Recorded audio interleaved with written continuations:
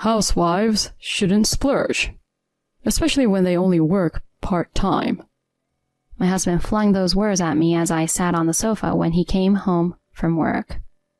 Confused by his sudden outburst, I quickly retorted, "Where did that even come from? When have I ever splurged?" You do your everyday job that anyone could do, and then just laze around at home, right? Here I am, slaving away from morning to night. Excuse me? Are you being serious right now? The food budget is $150, and no using the air conditioning. If you can't save money, we're getting a divorce. Got it? He declared this with an air of triumph, as if looking down on me. But strangely, I didn't feel sad. The only thing that surged within me was anger towards him. Don't be ridiculous. Do you think you're the only one making our life work? Fine. Let's do it your way then. With a smile, I opened my mouth to respond. Sure, but don't regret it, okay? My name is Brooke, 32 years old. I'm a working wife who has a part-time job at a nearby shopping mall. Marvin and I have been married for about 3 years, past the honeymoon phase. We've become accustomed to living together, and lately we really don't hold back. I guess it shows how comfortable we feel with each other. It must be nice to live without walking on eggshells around each other. I'm jealous. That's what a friend told me. But is it really a good thing?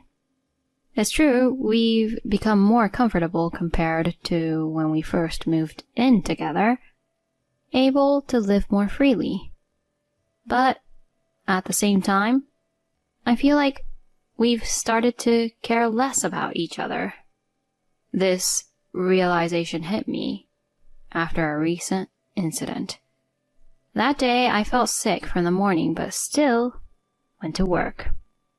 Despite only being a 4-hour shift, I was spent when I got home and collapsed on the sofa, falling asleep right away.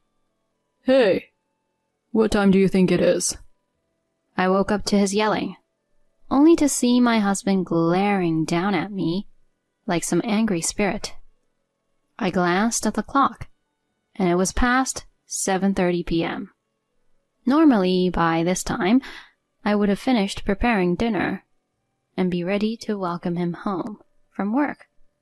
But today, that routine was broken. Sorry, I felt terrible this morning, but after getting back from work, I just hit my limit. He glared at me and clicked his tongue in disdain, as if I was the bad guy, and briskly dismissed me. You barely work a few hours and you have the nerve to act like this? You really have some nerve. A few hours?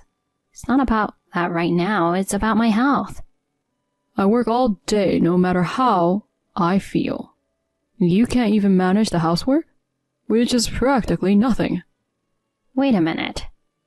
It's not like I'm skimping on housework. Today was just an exception. Excuses, excuses. I'm seriously disappointed. I'm cutting the grocery budget next month. Understand? No. I was stunned, unable to believe he would say such a thing. I had felt his tone getting harsher lately. But to say something like this? Just because I was sick and slept? Why do I deserve this? I'm not even getting that much for groceries as it is. How am I supposed to manage with less? But arguing would only make him angrier. For now, I just acknowledged what he said and tried not to upset him further. It's been almost 2 months since that incident, and honestly, our marriage seems to be heading in a bad direction. The grocery budget was slashed from $385 to $285 overnight, making our already tight finances even tighter. I had to dip into my savings to cover living expenses, and the anxiety was mounting day by day. I dream of having children and owning a home someday. So one day, I decided to bring it up to him. I want to work more hours, maybe even full-time if I can. When I told him after he returned from work, he grimaced openly. He sighed heavily, pointed at me, and said coldly, "What? Someone who falls ill and skips chores wants to work more? How are you going to manage the household then?" "It's not about that. The grocery budget's been cut, and at this rate, we won't even be able to save. I thought about working more for our future." "What? That's because you can't manage the grocery budget properly. Don't blame me for cutting it, and run away from the fact that it's your fault for neglecting the housework." "That's not it. It wasn't me skimping on chores. I was sick that time." Yeah. Nice excuses. Anyway, I won't allow you to work more hours. Just stick to the housework and manage the budget better." He said this with an air of victory, then grabbed a beer from the fridge and started gulping it down. He's the only one who drinks at home, and yet I have to find a way to include the alcohol in the grocery budget. His utterly unreasonable demands were making me furious. I realized that my love for my husband had disappeared, replaced only by negative feelings. Then, on a particularly hot day with temperatures soaring above 95 degrees, just walking outside made me sweat profusely. After returning from work, I immediately turned on the air conditioning and sipped cold tea while working on the household budget. The expenses were tight with the reduced budget, especially since we bought alcohol. I doubted Marvin would give me extra money, so I decided to supplement the shortfall from my savings. After finishing the budget for the month, it was time to start preparing dinner. I was checking the weather forecast on the TV when I heard the front door open. Huh? As I uttered this, the living room door opened. My husband, who usually doesn't come home this early, appeared in the living room. "Marvin, you're home awfully early today." "Is it a problem if I come home early?" "It's not that, but it's only 6 p.m. You usually don't get home until around 8, so dinner isn't ready yet." "I left work on time today. What an inconsiderate woman." He rumbled as he tossed his work bag onto the floor and roughly took off his suit, changing into casual clothes before glaring at me. "Housewives shouldn't splurge, especially when they only work part-time." He looked at me, sitting on the sofa, as if I were trash. Confused by his sudden outburst, I quickly retorted, "Where did that come from? When have I ever splurged?" "Like right now? Lounging in this cool room?" "No, I was just working on the household budget after coming back from work." "You do a job that anyone could do and then just lays around at home, right? While I work my butt off all day long." "Are you serious?" His one-sided belittling pushed me to my limit.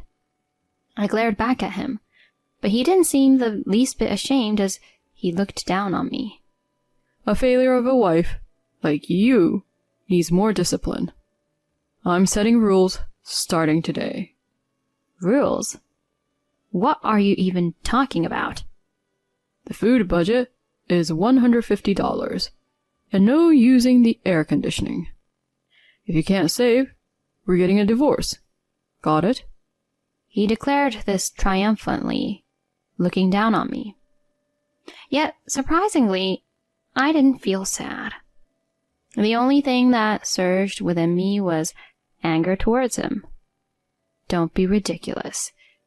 Do you think you're the only one making our life work? Fine.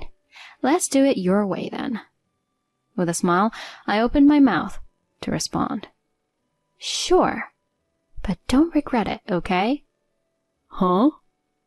Who do you think you are? When I decide to do something, I go all out. You'll see. He was momentarily taken aback, but soon returned to his arrogant demeanor.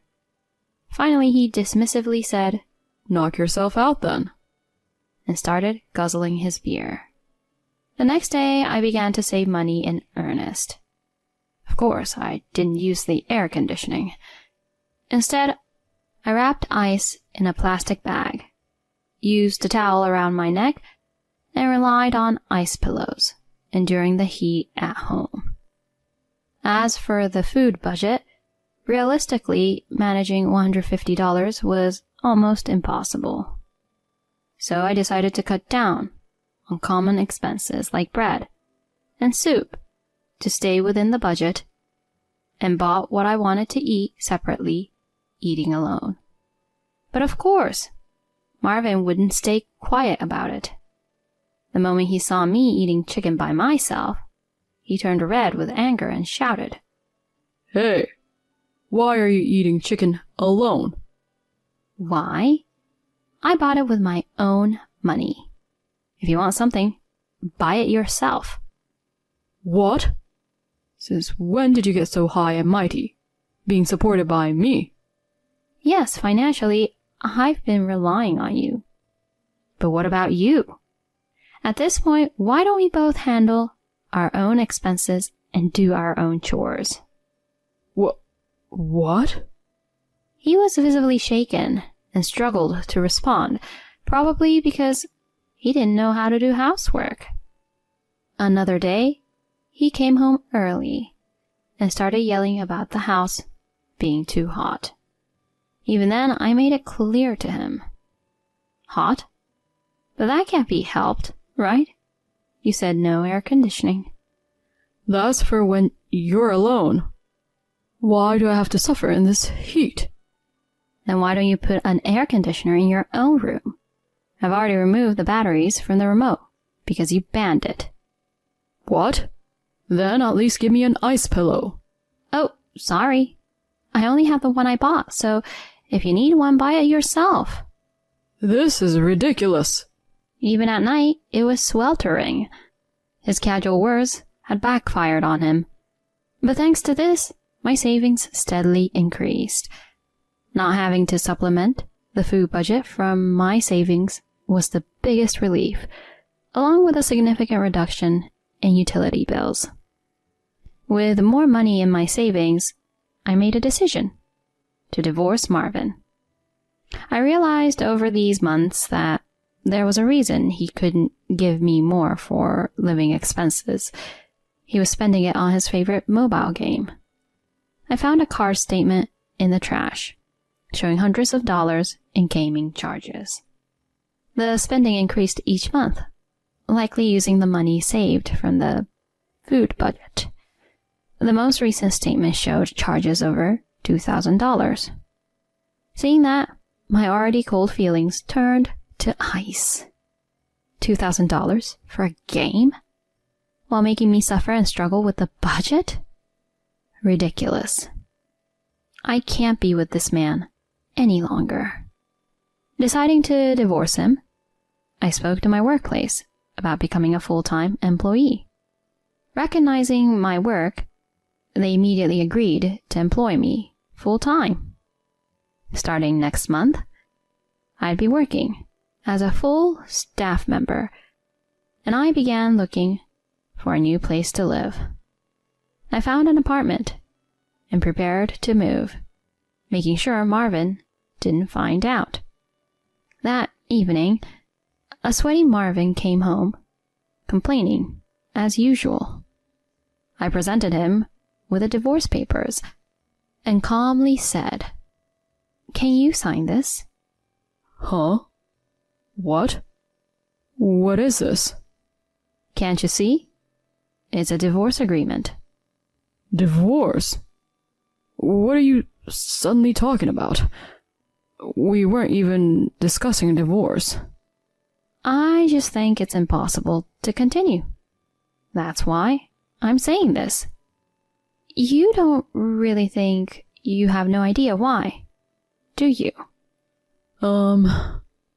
His face turned pale, and his smug smile twisted. He stared at the divorce agreement I had handed him, and then shoved it back at me. Breathing heavily, he desperately pleaded. Wait a minute. This has to be a bad joke, right? A joke? You think I'd say something like this as a joke? But this is crazy. Why divorce? And you'll be in trouble if we divorce. You can't live on your own. You'll struggle without my money. Thinking that bringing up money would make me back down? He had no idea how much I had prepared for this day. He forced me to save excessively and spent that money on his entertainment.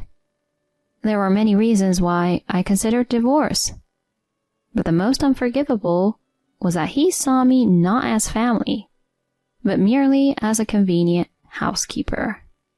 He was probably afraid of how his life would be disrupted without me, especially since he couldn't do any housework and had apparently been estranged from his parents due to past troubles.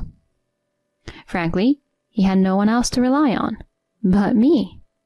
But I no longer cared. I had no intention of going back to him.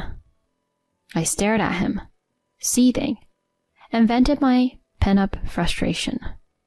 Forcing me to save while you splurge on gaming? How much more do you need to mock me? You might have been happy cutting down the money you give to the house. But did you know I was using my savings to make ends meet?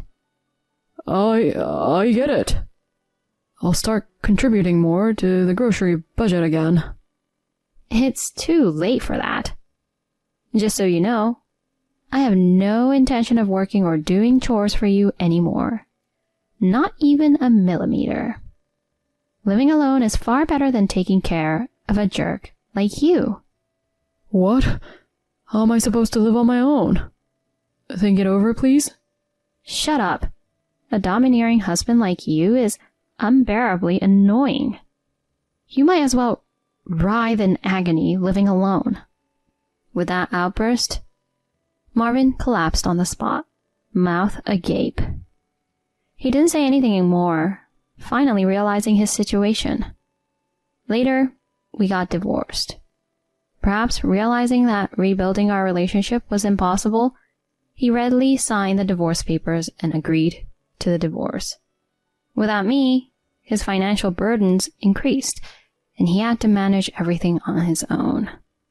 He reportedly made several mistakes at work and lost any chance of promotion.